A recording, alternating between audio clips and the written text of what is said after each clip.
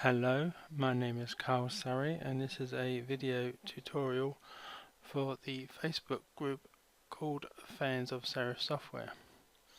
Now, a while ago, Anne Harrison left a message on the Facebook group asking about this video tutorial here about making this film strip. The only problem was it's a German tutorial and she was having trouble following what to do and wanted to know if I could help in any way. Now, I don't speak German, but I sort of slowly, I kept pausing it and watching where the cursor was moving to, and trying to follow and copy it as best I can. So it may not be a 100% perfect copy of the tutorials, because there are certain points when the cursor stops moving and the gentleman is just talking away. He could be talking about the weather for all I know, or he could be saying something really important that I'm going to miss out because I have no idea what it was said. Now, I have contacted the gentleman and I did ask him if I could make copies, sort of convert it into English. But as yet I've not heard back from him, so I've not heard whether I can or whether I can't. So I'm just going to sort of push ahead and hopefully he will answer by the time I've finished making these 3 videos. And this will be the introduction to all 3 videos, so you will have to watch this bit again or just skip it when you come to part 2. Now, the originals are made by Affinitytutorials, and you can find them on YouTube. You can just do a search in YouTube for Affinitytutorials. It's all one word, and as you can see here, there are 3 videos that show you how to make this image. They are also on Facebook. So again, you can do a Facebook search for Affinitytutorials, and again you can watch the originals, especially if you speak German, and follow them that way. Now, there are some things that you will need in this whole process. One of them is some Bokeh brush tips, which is these blurry background circles here. In the video he has them already installed and he's using them, but in my PC version of Affinity Photo there are no such brushes.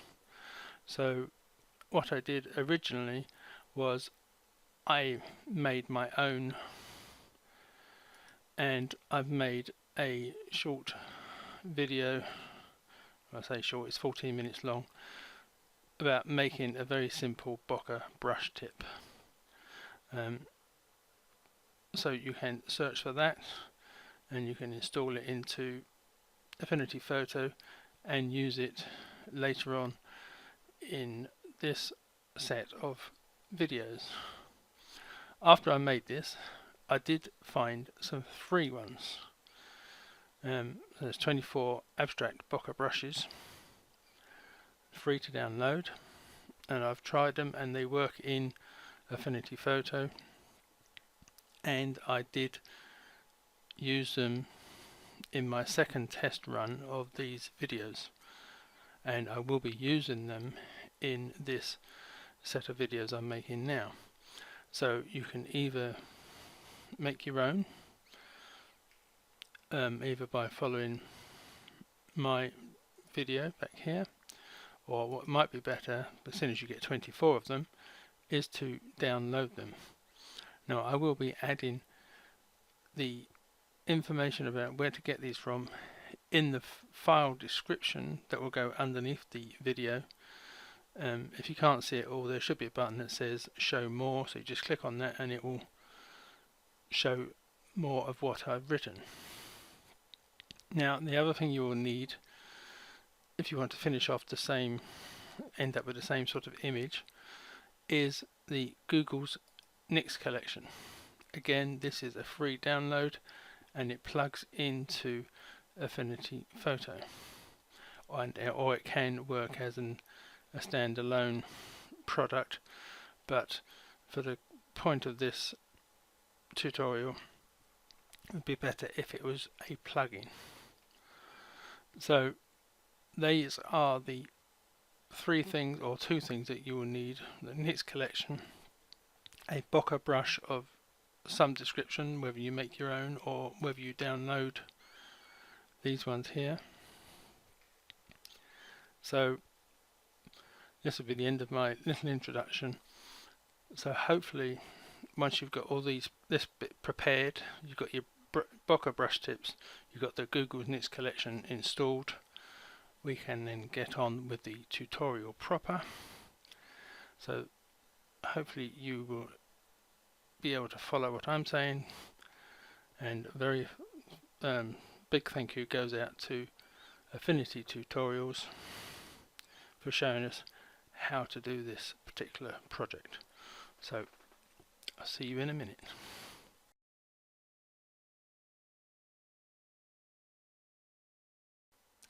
Hello and welcome to this third part tutorial which I'm making for the Facebook group Fans of Serif Software.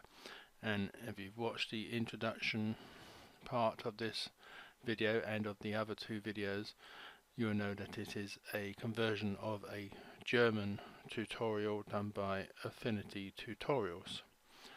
Now this is the part where you're going to be needing the Bokeh brush tips and the Nix Collection. The Nix Collection part is not necessarily that important, it just adds a final effect at the very end. But the Bokeh brush tips is sort of a fairly important part, so if you haven't downloaded and installed either the brush tips or the Nix Collection, may I suggest that you go back and watch the intro section again, where I will tell you about it, and also with the description that I'm going to put underneath this on YouTube, I will add the links to the pages where you can find those details and to download.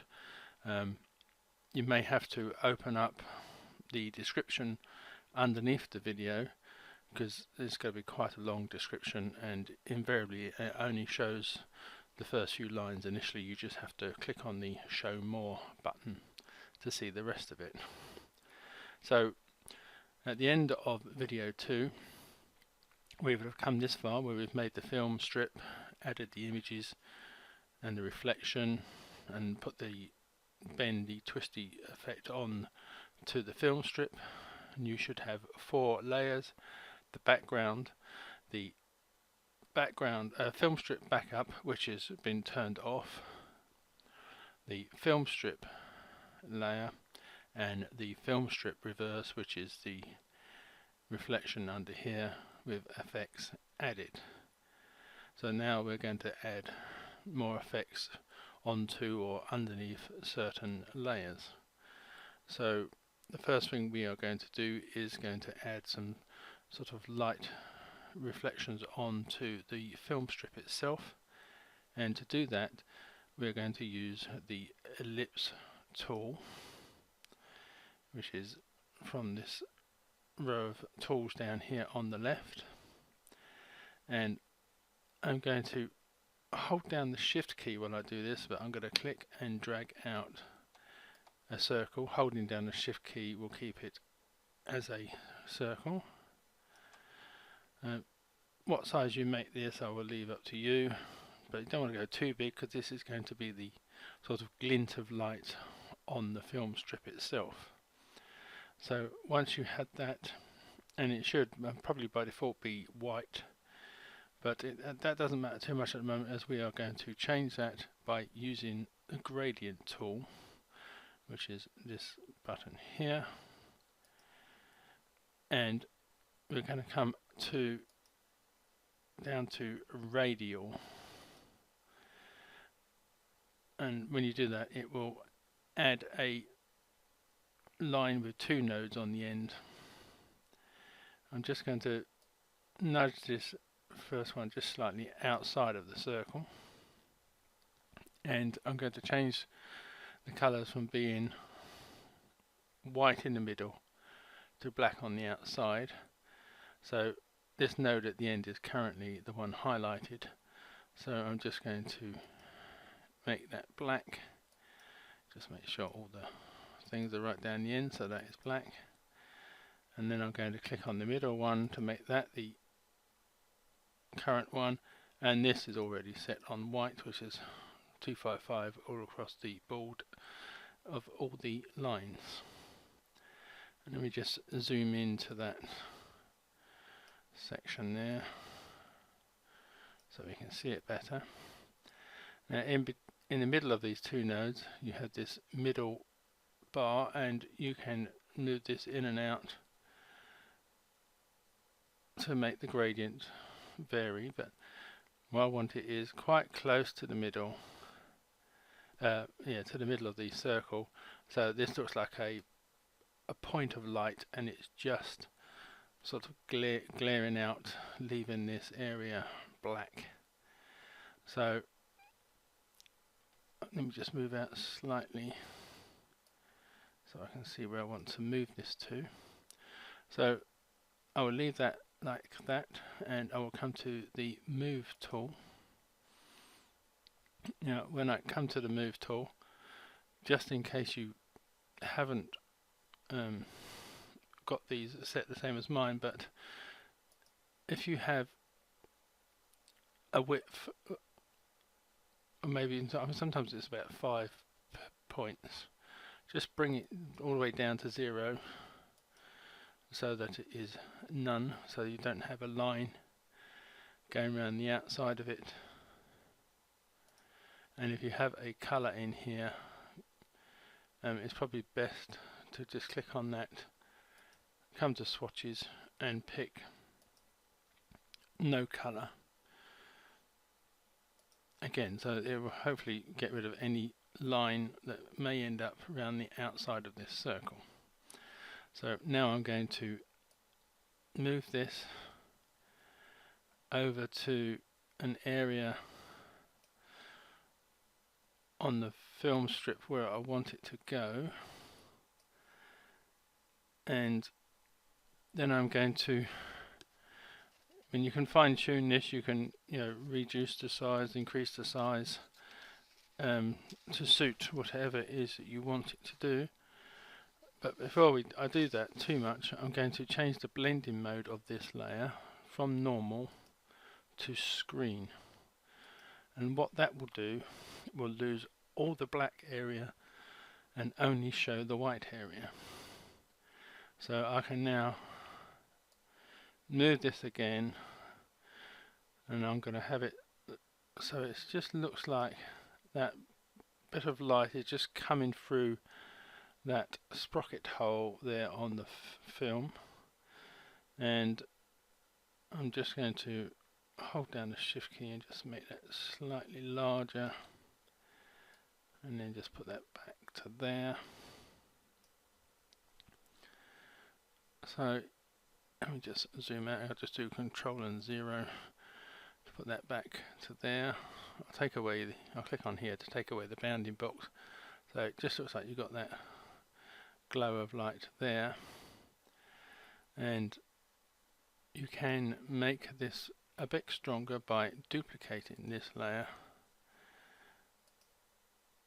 so you have these two together. So if you want it a bit stronger, you can do that, and then you could also hold down the Control key, highlight both those, and group those together. So now if you do move them, you want to change position, both will move at the same time. So what I'm going to do now is I'm going to duplicate this group by pressing Control and J, and then I'm going to press Control and J again. So I now have two new layers, and so I'm going to move one of these to an area down here at the bottom, and then I'm going to move the other one to just up here. So you have these what looks like light coming through the sprocket holes. And if you want to make one less bright or whatever, you could ungroup it and delete one of the layers. But I'm going to leave mine like that, and we will now move on to the next part. But before I do that, I just need to point out one thing that I should have mentioned a bit earlier, is that if you do only have like the one layer, you can, let me just ungroup this first of all,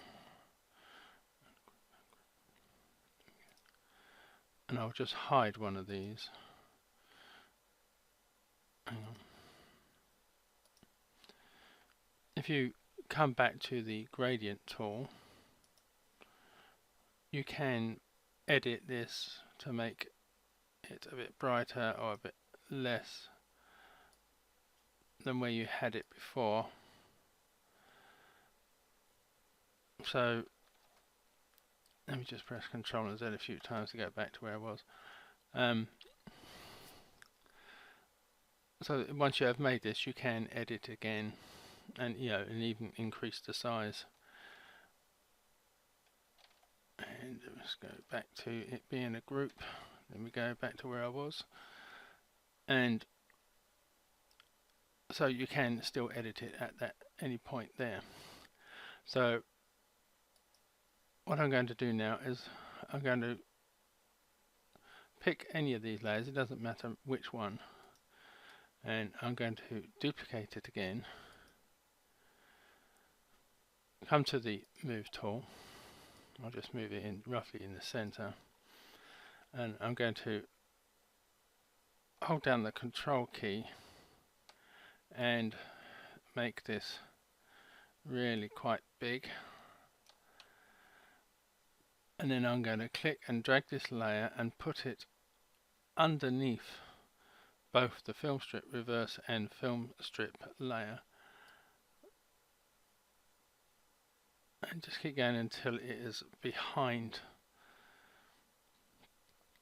the film strip, and I can still move it and position it.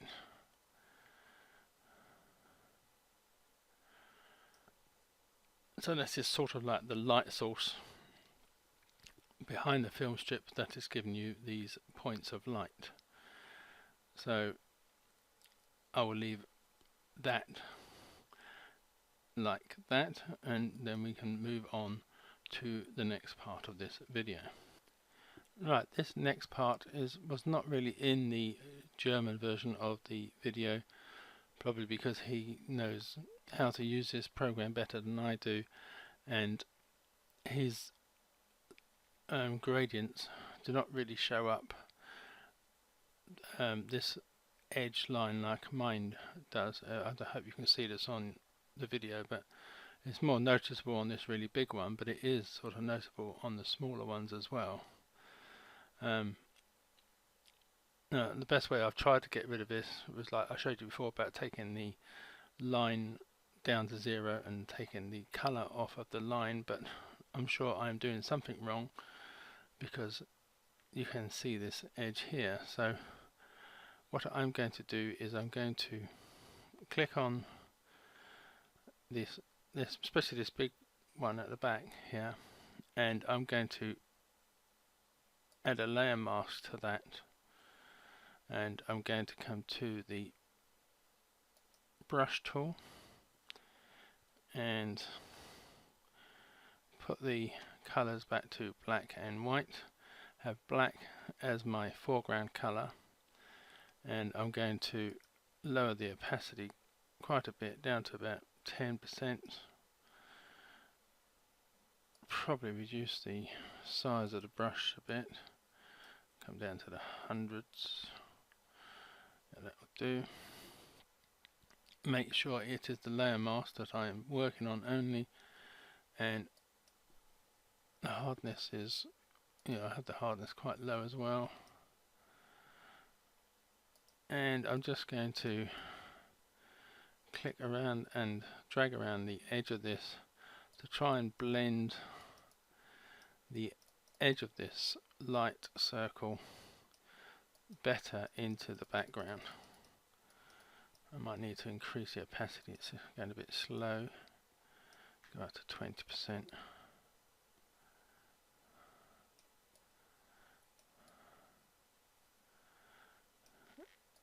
It's not going as quick as I would like, but you can probably take a bit more time. I'll just increase this up to 30%.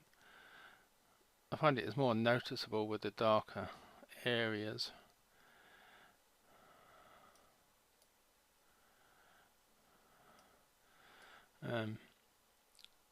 Whether you do this part of this, I'll leave that up to you.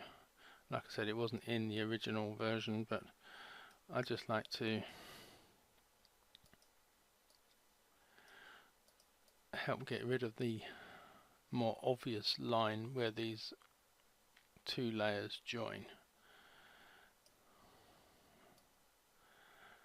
Yes, I'll leave that like that. It's still fairly obvious. I could probably go a bit more and a bit longer, but it will just take up time in this video than I really need to be taking. So whether you do that or not, I will leave that up to you. So next we want to come to the Bokeh brush tips. So we need to come to, well, I've already on the brush tool, so that's quite handy. And then come to brushes.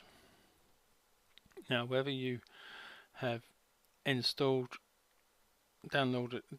and installed the one that I made and is free on the Fans of Serif Software Facebook page in the file section, or whether you've downloaded the ones that I pointed you to in the introduction, you need to select one of those, and I'm going to go with the ones that's downloaded, which is the 24 abstract Bokeh brushes.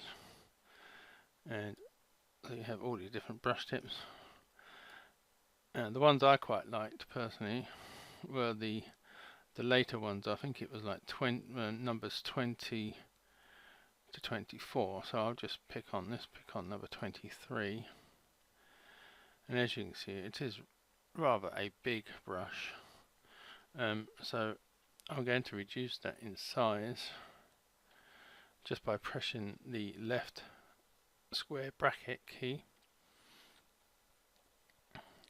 You just need to make sure that white is now your foreground colour,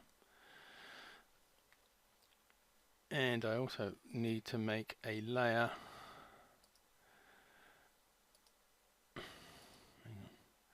make a new layer above this backlight circle but below the film strip layer, and it is onto this layer that I'm going to paint the white. So you can either just do it like one click at a time, or you can just click and hold the brush down and draw an effect of however you want. So I'll just press Ctrl and Z a couple of times to get rid of that, and I think I will just increase the size slightly, and I will just click the once. Let's try about there, and I can now adjust the opacity of this layer if I just want to just put them a bit further into the background.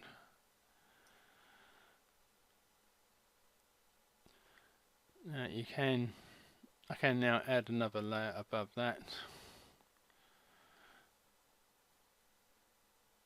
by clicking on the add pixel layer, and if I wanted to, I could sort of add a few of this Bokeh effect, but leave the opacity higher so they look like there's some in the background and some in the foreground. And I will pick a different brush tip. Now let's try number 20. As you can see, this really is huge, Let me reduce the size down, and I think I'll put it on the same layer that I already have set there, as it's going to be at the same sort of brightness, but I'm going to add another pixel layer, put a few nearby, but lower the opacity of this down, so again they look like they're in the background more and behind the layer that I made previously. Now there's no set rules as to where you put this bokeh effect, whether you do it like, I prefer to do it like one at a time on different layers and alter the opacity to get the effect. You may just like to just click and drag and make whichever patterns that you want that suits. Now for me, I think I will do just one bit more of the bokeh effect here. Let me pick a different one. Try one down the lower end. Oh, I know. Let's pick the one of the ones that I made, which I think is here. Yeah, this is the one I made that is available as downloadable file from the Facebook page. So I will make another new layer. Just double check that white is still yes it is. And I will just click that a few times. So there you have my sort of attempt at a bokeh brush tip, and the ones that are more professionally made up the top there. So I'm going to leave that bokeh effect as it stands now. I'm not going to add any more or take any away, because I'm going to end up ruining it by doing too much. So let me just come off of this brush tip for now, put it back to basic, just to make sure that I don't accidentally put more on than I want to. Right, so once you've got the bokeh effect how you want it, you can still tinker with it, because if like what I've done, you've put them on different layers, you could select a layer and you can resize it, move it. Let's go with this last one that I made. I will just hold down the control key and just enlarge that slightly and just move it slightly, so you can still edit it after you've made it.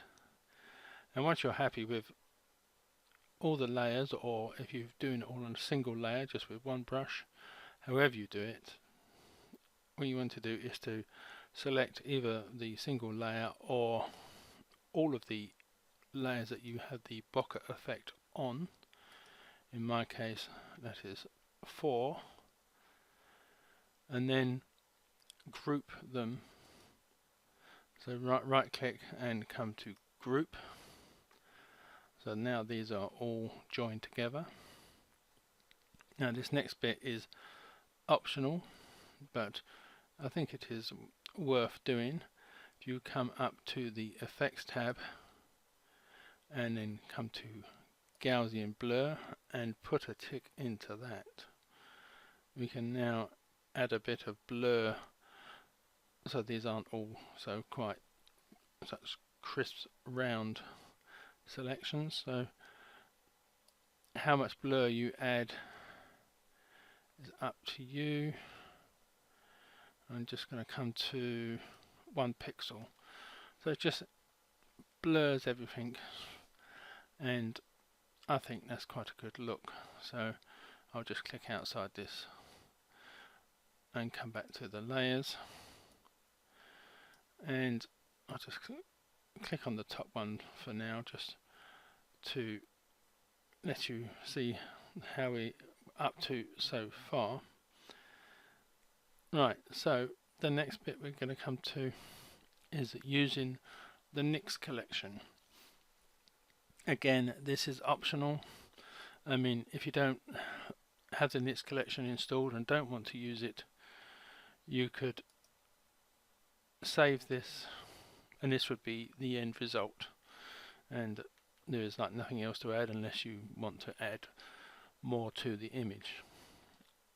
But if you do have the Nix collection, what you need to do is just click and highlight the film strip layer, and then come up to filters, plugin, Nix collection, and then color effects Pro 4. Just wait for the Nix collection to open up. There we go. And it will just be opening and using this film strip. And you just need to come down, it's all alphabetical, so you just need to come down, click on ink, and then OK. So this will give this film strip, it will now make it look more like a sort of part negative film strip layer. And then all you need to do then is to click on the film strip reverse, do the same thing again, filters, plugin, Nix collection, color effects Pro 4, and again use ink, OK, and that will do the same sort of effect on both parts of this to make it look more like a negative. So this technically is the end of the videos, and this is up to the point where the German videos ended. So I'm just going to quickly save this, and is what you should do as well, save it and or export it as your finished result, and I'll just quickly come back and do something else. So let me just go and save this first of all. Okay, I have saved the file, but I've also opened up two other files, which is that one and that one, because I want to sort of just reiterate something what I said earlier on in the video. I think it might even been the video 1, whereas you are not restricted to just using this background that we made at the beginning. You can make any background you want. So just to demonstrate that, I'm going to just quickly select this one and copy it, and I'm just going to highlight that background layer so it will paste this image above. So as you can see how that has affected all the other layers that we've done so far, and it gives you a totally different look. Or I could have used like this one, and again we'll select that one, make sure that it is that layer so it will make it above that one, and I will paste this one in. Now this one is smaller, so what I'm going to do is just resize it to fit, hide this one and this one, so you have a totally different look altogether. So you are not restricted to just using the gradient background that was part of the original German tutorial. Because the background is separate from all the others, you can alter it and have anything you want. So whichever version you like is what you can have. So that now is the end of the videos. Thank you for watching. Once again, thank you to Affinity Tutorials for such an interesting project, and goodbye.